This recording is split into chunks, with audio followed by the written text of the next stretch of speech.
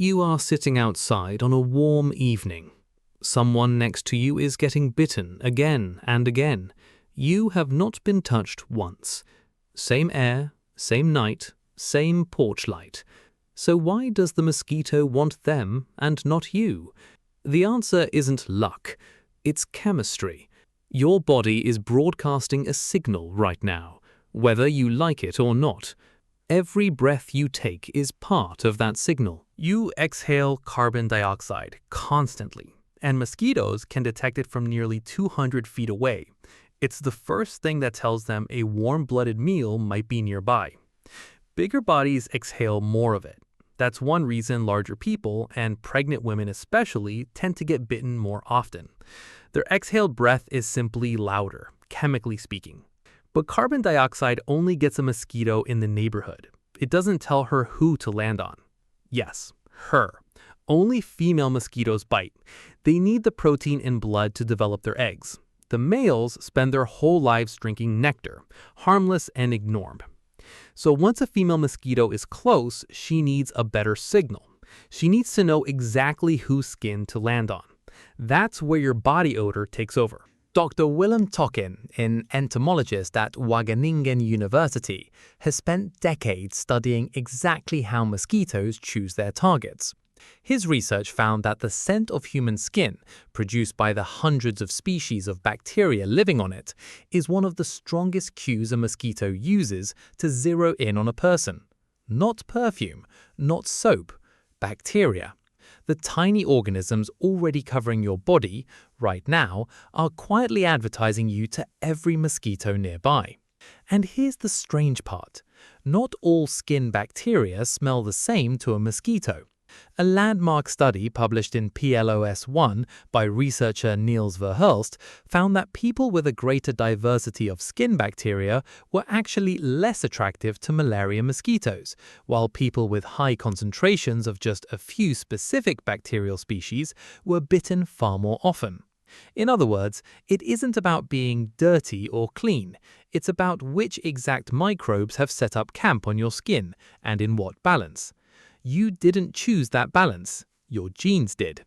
Researcher James Logan at the London School of Hygiene and Tropical Medicine ran a study using twins to test whether mosquito attraction is inherited. Identical twins who share nearly all their DNA showed strikingly similar attractiveness to mosquitoes. Non-identical twins did not. That single result suggests something remarkable. Whether you're a mosquito magnet might be written into your genetic code, the same way eye color or height is. So some of this was decided before you were even born. Strange thought, isn't it? Blood type plays a role too.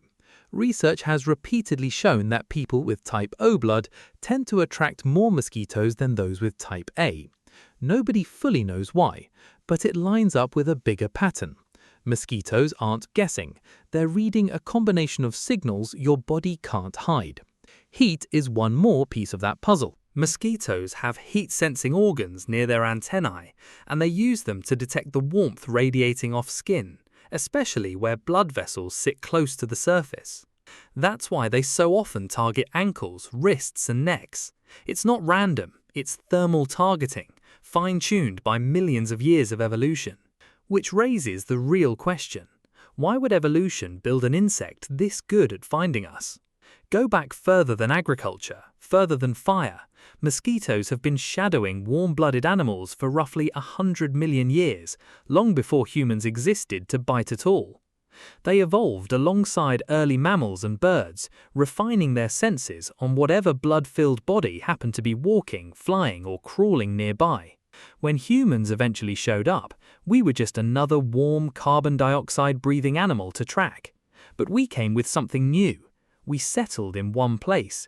We built villages, then cities, then dense populations living close together. For a mosquito, that was an evolutionary jackpot. Instead of hunting scattered animals across open land, she could now find hundreds of blood meals within a few footsteps of each other. So in a strange way, human civilization didn't just create comfort and progress, it created the perfect hunting ground for a 100-million-year-old predator that was already built to find us. And she got better at it because of alcohol too. A study conducted in Burkina Faso found that people who had recently consumed beer were bitten significantly more often than those who hadn't.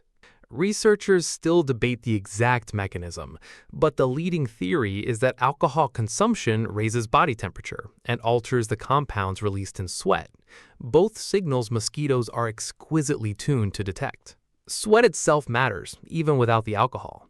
Physical exertion raises your body temperature and increases the lactic acid in your sweat, another compound mosquitoes home in on. That's part of why you might get bitten more after a workout, even in the shade, even in a breeze. Layer all of this together and a picture starts to form.